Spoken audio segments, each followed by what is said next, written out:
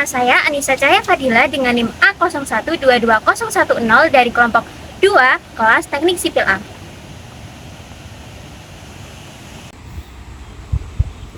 Perkenalkan, nama saya Lia Amalia dengan NIM A01222027 kelas Teknik Sipil A kelompok 2. Perkenalkan, nama saya Khalid Jawara Abdul Wahid, NIM A02222026 dari kelompok 2 kelas A.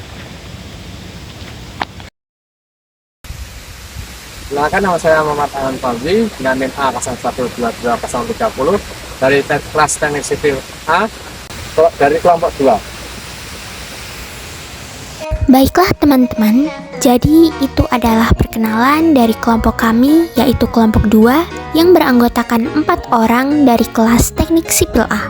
Di sini kami mendapatkan tugas besar mata kuliah rekayasa irigasi untuk menyusuri aliran daerah irigasi dari hulu ke hilir, yang mana kelompok kami memilih daerah irigasi Gisik yang berlokasi di Gisik, Kecamatan Banyudono, Kabupaten Boyolali.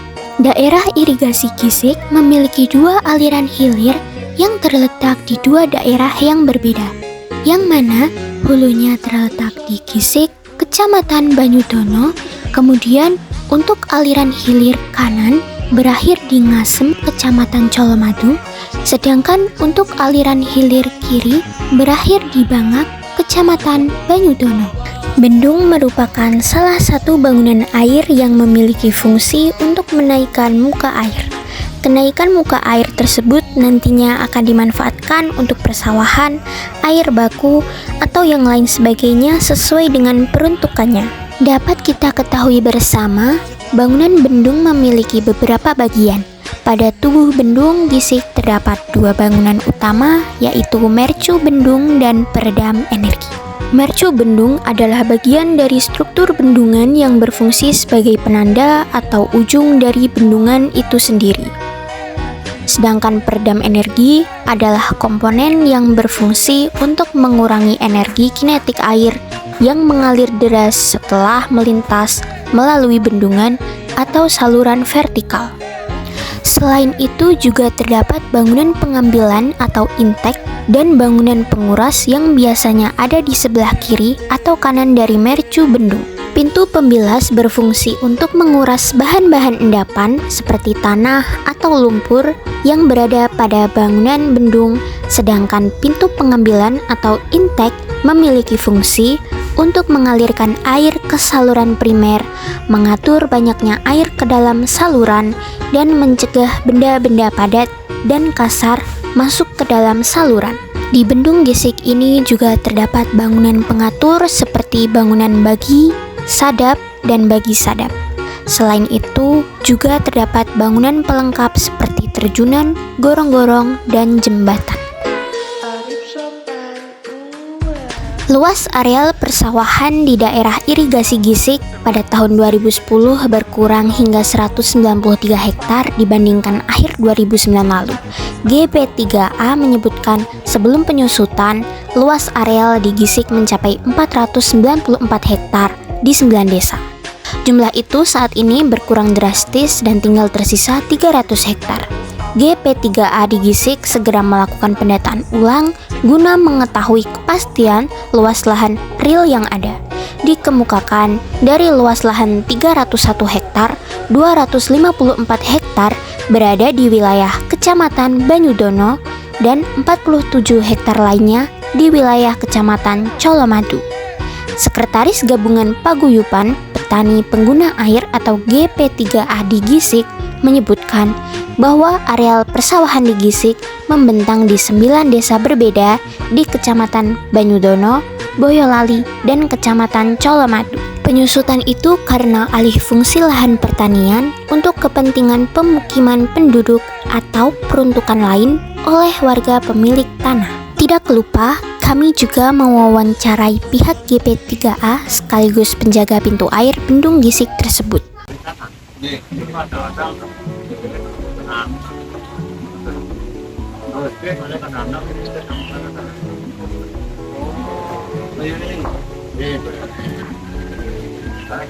kendala nih ngoten. Nanti yang perikanan ini orang milih, menilang, kadang-kadang ini apa perikanan. Nah ini kendalanya memang Karena mau apa? tani ini Tapi kendala ini apa? Masalah untuk sampah. Sampah saya sering karena 2 kali, satu minggu 2 kali kurang. Dan waktu ya orang yang tadi namanya termasuk model tadi percaya tani aktif ketiga tapi tiga itu kalau gadah namanya itu otomatis termasuk ya model seorang itu kan ya bayaran bagi tani jadi kalau yang pantau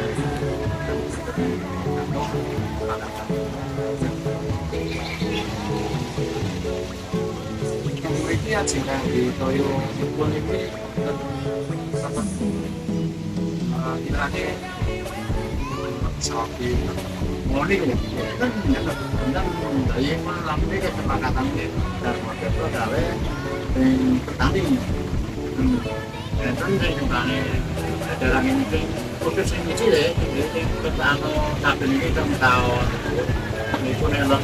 Saat kami wawancarai, beliau menuturkan bahwasanya pada saat kemarau, area persawahan terkadang juga mengalami kekurangan air.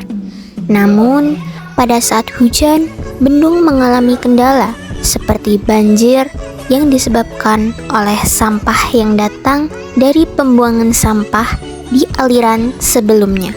Maka dari itu, perlu dilakukan pembersihan atau pengurasan sebanyak 2 kali dalam seminggu.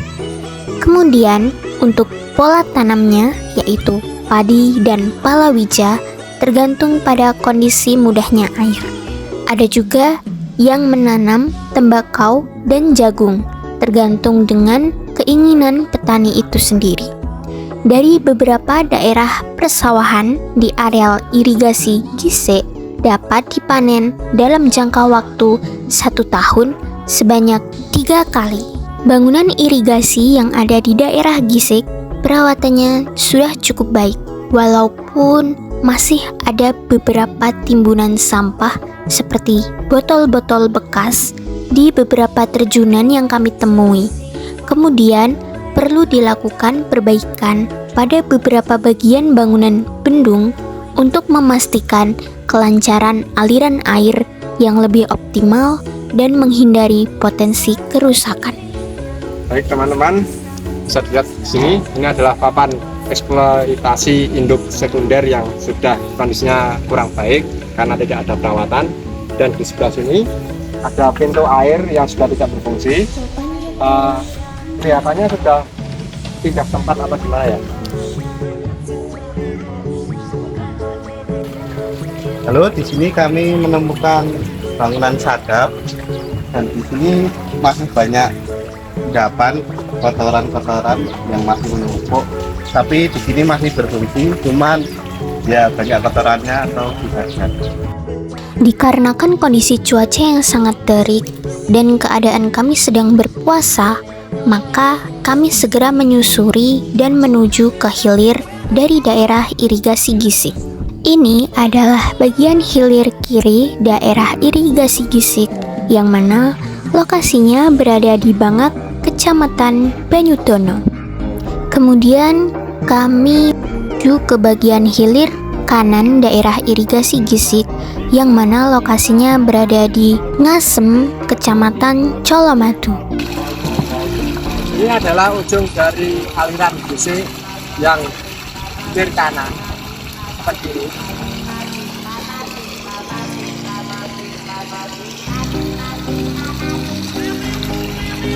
Kami menyebutnya menurut data seniman yang kami terima dari BPDA Bengawan Solo.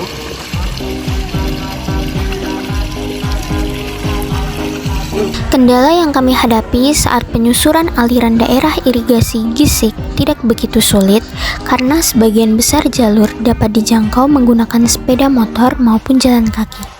Meskipun ada beberapa bagian yang memerlukan perhatian lebih, baik dalam hal pemeliharaan jalan agar tetap dapat dilalui dengan lancar maupun bangunan bendungnya.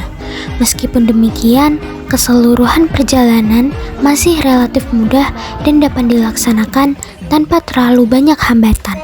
Harapan kami agar daerah irigasi di area Surakarta dapat terus dipelihara dengan baik sehingga dapat mendukung ketahanan pangan, meningkatkan produktivitas pertanian, dan menjaga kelestarian lingkungan demi kesejahteraan masyarakat serta pembangunan daerah yang berkelanjutan, karena bangunan irigasi ini sangat bermanfaat kepada para petani di kawasan sekitar irigasi tersebut. Sekian perjalanan kami kali ini.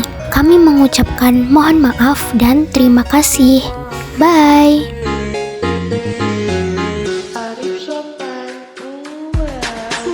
Capek ah.